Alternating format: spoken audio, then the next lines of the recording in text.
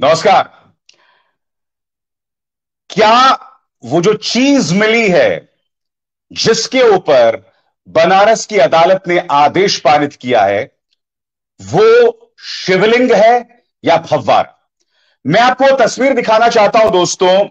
वो तस्वीर जिसके बारे में कहा जा रहा है कि ये एक शिवलिंग है। मैं एक हिंदू हूं और मेरे कार्यक्रम देखने वाले कई लोग हिंदू होंगे। मैं चाहूंगा कि आप लोगों में से बताएं कि ये जो तस्वीर आप इस वक्त देख रहे हैं अपने स्क्रीन पर, यह तस्वीर क्या आपको शिवलिंग दिखाई देती है या फव्वारा दिखाई देता है? आज इस कार्यक्रम का मकसद यह बिल्कुल नहीं है कि हम इस निष्कर्ष पर पहुंचे कि यह जो स्ट्रक्चर जिसको पेश किया जा रहा है, जिस पर बनारस की अदालत ने आदेश भी पारित कर दिया, उस पूरे एरिया को उन्होंने सील भी कर दिया है। दरअसल ये वो जगह है जिसके बारे में कहा जाता है कि मुसलमान पक्ष वुजू करता है, यानी कि नमाज से पहले और नमाज के बाद वह बाद अपने हाथ पांव धोता है। तो इसके बारे में कहा जा रहा है कि ये एक शिवलिंग है। मैं आपसे पूछना चाहता हूं, क्या ये आपको शिवलिंग दिखाई देता है? दिलचस्प बात यह है दोस्तों कि इस पर मीडिया जो है वो अपने खेल खेल रहा है। मैं दिखलाना चाहूंगा कि एबीपी न्यूज ने दावा किया कि उनके पास उस शिवलिंग, उस सो कॉल्ड शिवलिंग के आसपास का एक वीडियो है और उसे उन्होंने अपनी एक्सक्लूसिव प्रॉपर्टी के तौर पर पेश किया।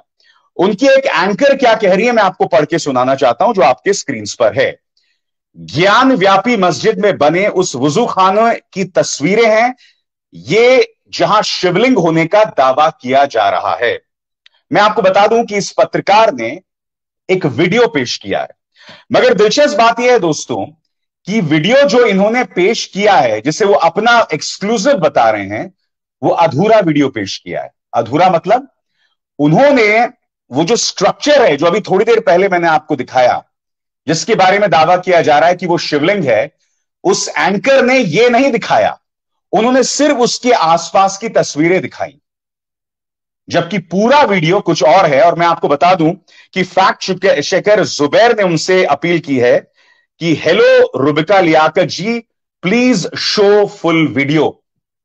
ये देखिए, जुबैर उनसे कह रहे हैं कि आप पूरा वीडियो दिखाइए, अधूरा वीडियो क्यों दिखा रही हैं? इससे क्या पता चलता है? इससे यह पता चलता है कि मीडिया में कुछ एंकर्स, कुछ पत्रकार इस पर, जिसे हम कहते हैं ना, एक अजीब और गरीब राजनीति कर रहे हैं। क्योंकि देखिए, अगर तो ये एबीपी न्यूज की अपनी प्रॉपर्टी है, अपनी एक्सक्लूसिव उनका वीडियो है, तो कायदे से इस एंकर को पूरा वीडियो पेश करना चाहिए था, मगर जानबूझकर उस हिस्से को पेश नहीं किया जहां यह साफ तौर पर दिखाई दे रहा है कि वो जो स्ट्रक्चर है वो क्या वाकई शिवलिंग है। क्योंकि देखिए, मुझे तो वो शिवलिंग नहीं दिखाई दे रहा है, मगर जैसे मैंने कहा, मैं अभी इस निष्कर्ष पर नहीं पहुंचूंगा। अदालत को इस निष्कर्ष पर पहुंचने दीजिए, इस परिणाम पर पहुंचने दीजिए, और यह फैसला उसका होगा। अब मैं चाहूंगा कि मेरे दर्शक उस पूरे वीडियो को देखें। वो वीडियो अब मैं आपको दिखलाने वाला हूं दोस्तों, जिसे एबीपी न्यूज और कई अन्य चैनलों ने अपनी एक्सक्लूसिव प्रॉपर्टी के तौर पर पेश किया। यहां आप देख सकते हैं कि एक मुसलमान जो है वो उस हिस्से को साफ कर रहा है, और ये देखिए, बीचों बीच ये जो स्ट्रक्चर देख रहे हैं, इसी के बारे में कहा जा रहा है कि ये वो शिवलिंग है जो सुभाष चतुर्वेदी ने अदालत के सामने बतौर दावे के तौर पर पेश किया है। यह वीडियो जो है दोस्तों करीब 1 मिनट 44 सेकंड का है। आप देख सकते हैं, इसके बारे में मुस्लिम पक्ष कह रहा है कि यह फव्वारा है, और बीच में एक चीज है जो सिलिंड्रिकल तौर पर दिखाई देती है, मगर आप अगर क्लोजअप में जाएं तो वो भी शिवलिंग नहीं दिखता। कम से कम देखिए, मैं हिंदू हूं, मैंने ढेरों शिवलिंग देखे हैं, मैं खुद को शिव भक्त भी मानता हूं, और मेरे हिसाब से ऐसा शिवलिंग नहीं होता है। मैं नहीं जानता हूं कि कौन से हिंदू हैं जो इसे शिवलिंग बता रहे हैं। इसलिए मैं चाहूंगा कि आप इस वीडियो को देखिए और इस वीडियो में बताइए कि क्या यह शिवलिंग है। सबसे बड़ी बात, हिंदू पक्ष के जो वकील हैं सुभाष चतुर्वेदी, उन्होंने यह दावा किया है कि यह एक शिवलिंग है, और इसी के चलते आदेश पारित कर दिया वाराणसी की अदालत ने, यह कहते हुए कि हम इस इलाके को सील कर रहे हैं। अब इस इलाके में कोई नहीं प्रवेश करेगा, ना हिंदू प्रवेश करेंगे, ना मुसलमान प्रवेश करेंगे, और उन्होंने आदेश दे दिया है। बड़ा प्रश्न, क्या इसे शिवलिंग कहना सही होगा? क्या ये फव्वारा है? क्या ये शिवलिंग है? ये देखिए दोस्तों, अब हम इसके करीब जा रहे हैं।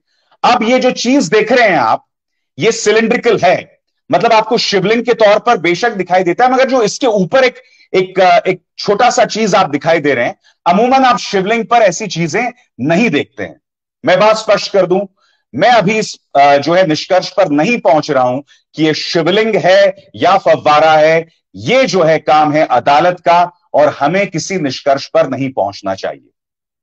इसके अलावा मैं आपका जो ध्यान खींचना चाहूंगा places of worship act 1991।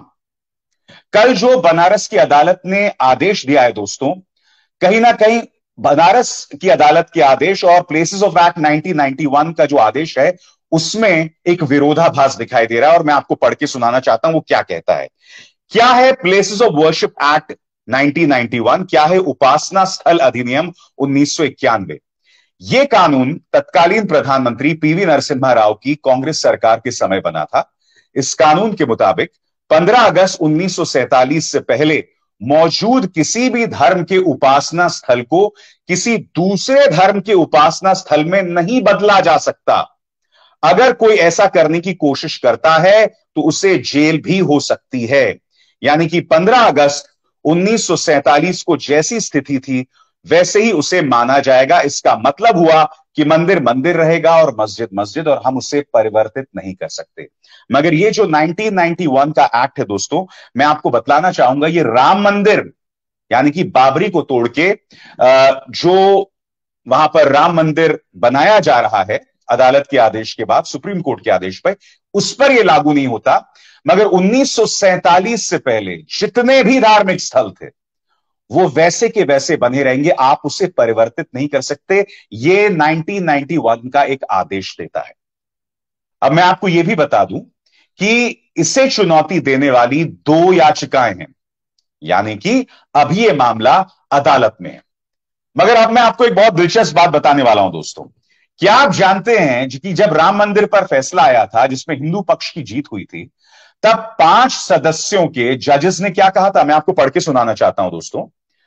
A 5-judge constitution bench of the then Chief Justice of India, Ranjan Gogoi, and Justices S.A. Bobde, D.Y. Chandrachud, Ashok Bhushan, and S. Abdul Nazir had, in the Ayodhya judgment of November 9, 2019, lauded the Places of Worship Act as a legislative instrument designed to protect the secular features of the Indian polity, which is one of the basic features of the Constitution. यानी कि अभी जो places of worship act 1991 का मैंने जिक्र किया आपके सामने दोस्तों, जो इस वक्त आप अपने स्क्रीन पर देख रहे हैं, जब राम मंदिर पर भी फैसला आया था तो प्लेसेस ऑफ वर्शिप एक्ट की तारीफ की थी जजेस ने अपने आदेश में, और उन्होंने कहा था कि देश के अंदर धर्मनिरपेक्षता की रक्षा करने के लिए यह बहुत ही अहम है।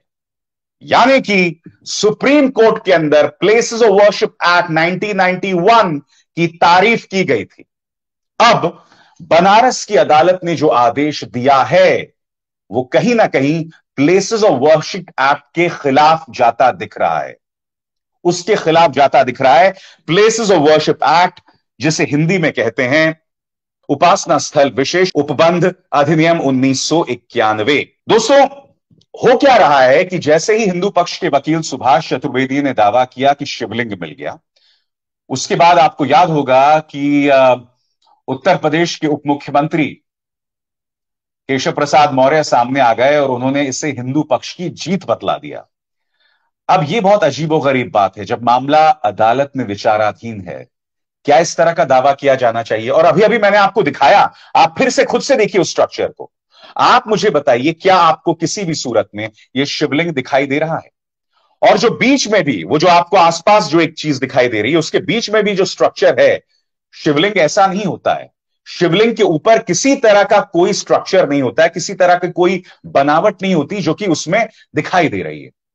मैं आपसे सीधे तौर पर कहना चाहता हूं, जब अदालत में मामला विचाराधीन है तो क्या उत्तर प्रदेश के उप मुख्यमंत्री केशव प्रसाद मौर्य को ऐसा बयान देना चाहिए था?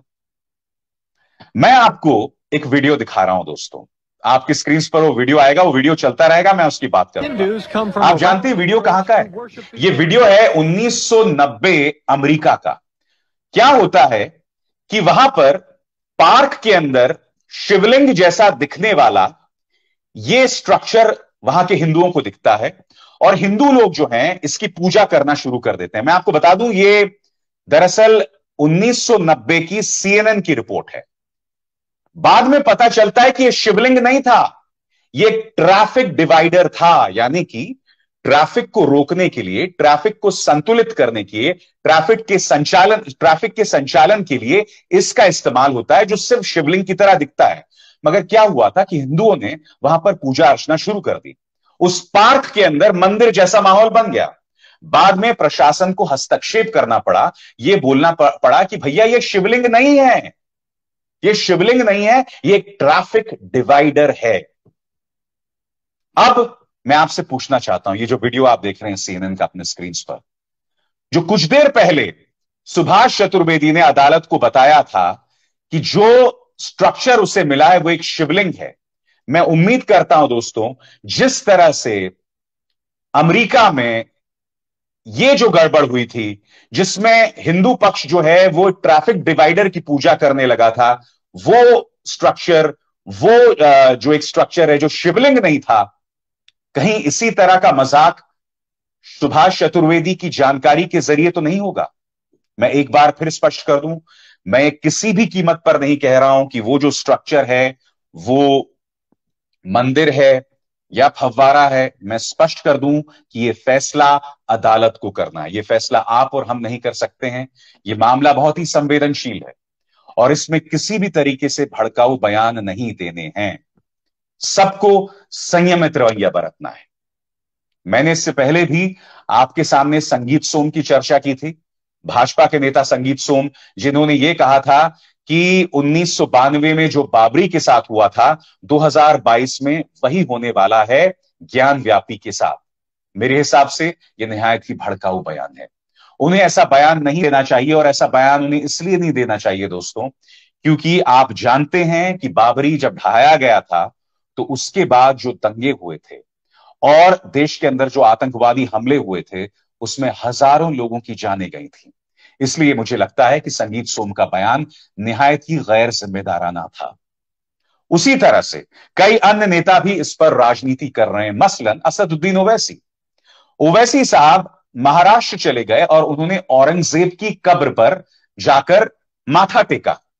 कल मैं उनका एक इंटरव्यू देख रहा था एक न्यूज चैनल पर, तो एंकर ने उनसे एक सवाल पूछा कि ओवैसी साहब, आप औरंगजेब की कब्र पर क्यों गए और उन्हें अपने श्रद्धा सुमन क्यों अर्पित कर रहे हैं? तो उन्होंने इसका ठीकरा सीधे प्रधानमंत्री नरेंद्र मोदी के सिर पर फोड़ दिया। उन्होंने कहा कि औरंगजेब की जो कब्र है वो एक प्रोटेक्टेड मॉन्यूमेंट है, यानी कि एक संरक्षित स्ट्रक्चर है और उसका संरक्षण कोई और नहीं बल्कि खुद प्रधानमंत्री नरेंद्र मोदी कर रहे हैं, देश का प्रधानमंत्री कर रहे हैं। तो ऐसी कब्र देश के अंदर क्यों है? वो उल्टा इसका ठीकरा जो है प्रधानमंत्री के सिर पर फोड़ने लगे। मगर मैं ओवैसी साहब से एक बात पूछना चाहता हूं, औरंगजेब कौन था? औरंगजेब वो शख्स था जिसने हमारे सिख गुरु गुरु तेग बहादुर की गर्दन काट दी थी चांदनी चौक में। और उनकी तो गर्दन काटी थी और उनके जो धार्मिक साथी थे उन्हें बाकायदा आरी के साथ काटा गया था। शिवाजी महाराज के बेटे संभाजी महाराज, उन्हें औरंगजेब ने इतना टॉर्चर किया था, इतना टॉर्चर किया था और फिर उन्हें मौत के घाट उतार दिया गया था। कई तरह की थ्योरीज औरंगजेब के बारे में है। बात यहां नहीं रुकती। वो शरिया का निजाम भारत में लाना चाहता था और उसने हिंदुओं पर जजिया कर लागू किया था। औरंगजेब वो अत्याचारी था जिसने, ये ना भूलें, औरंगजेब वो अत्याचारी था दोस्तों जिसने अपने भाई दारा शिको, अपने तमाम भाइयों को मौत के घाट उतार दिया था, अपने पिता को जेल में डाल दिया था। ये वो अत्याचारी था, ये वो आक्रांता था। तो मेरी चाहे संगीत सोम हो चाहे असदुद्दीन ओवैसी, उनसे हाथ जोड़कर प्रार्थना है कि कृपया इस मुद्दे पर भड़काऊ राजनीति न करें। मैं जानता हूं ओवैसी साहब जब भी अपनी बात रखते हैं, दलील के साथ अपनी बात रखते हैं, संविधान का सहारा लेते हैं। मगर आप भी जानते हैं कि जब आप औरंगजेब की कब्र के सामने सिर झुकाते हैं तो उसके पीछे एक राजनीति है, और वो राजनीति जुड़ रही है ज्ञान व्यापी मस्जिद के साथ। क्योंकि आप जानते हैं, एक थ्योरी ये है कि ज्ञान व्यापी मस्जिद का निर्माण किसने किया था? औरंगजेब ने किया था। मगर मैं ये उम्मीद करता हूं दोस्तों कि दोनों ही पक्ष, ज्ञान व्यापी मस्जिद और काशी विश्वनाथ मंदिर, जो सांप्रदायिक सौहार्द की मिसाल भी पेश करता है, उससे भी सबक लेंगे। क्योंकि देखिए, इस पूरे इलाके से जुड़ी कई किंवदंतियां भी हैं, कई कथाएं भी हैं। ये ना भूलें कि इसके बारे में कहा जाता है कि भगवान शिव ने उस कुएं का निर्माण किया था जो कि मस्जिद और मंदिर के बीच में है। ये वो जगह है जहां भगवान शिव ने पार्वती को ज्ञान दिया था। यहां ज्ञान का सागर बहता है। हमारी किंवदंतियों, हमारे हिंदू मिथकों, हमारी हिंदू कहानियों में इतनी खूबसूरत प्रेरणा है इस जगह को लेकर। एक थ्योरी यह भी है कि जब सम्राट अकबर ने हिंदुओं और मुसलमानों दोनों के लिए दीन इलाही मजहब की संरचना की थी, उसका आविष्कार किया था, उसका सृजन किया था, तब यह बताया जाता है कि जहां ज्ञान व्यापी मस्जिद और काशी विश्वनाथ मंदिर है, ये उनके दीन इलाही के प्रचार प्रसार का एक बहुत बड़ा जरिया बना था, यह जगह खासकर।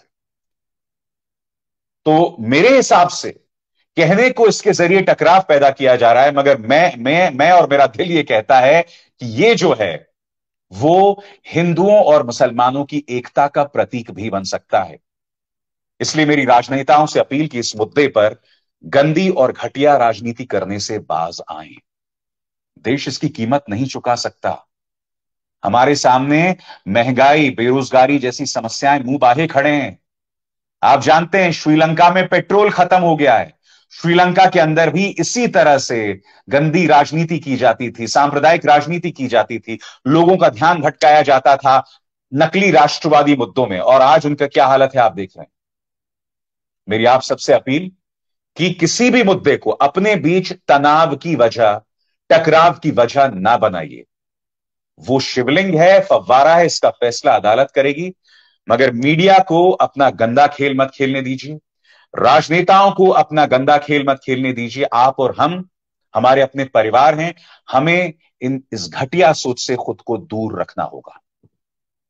अभिसार शर्मा को दीजिए इजाजत। नमस्कार। स्वतंत्र और आजाद पत्रकारिता का समर्थन कीजिए, सच में मेरा साथी बनिए। बहुत आसान है दोस्तों, इस ज्वाइन बटन को दबाइए और आपके सामने आएंगे ये 3 विकल्प, इनमें से एक चुनिए और सच के इस सफर में मेरा साथी बनिए।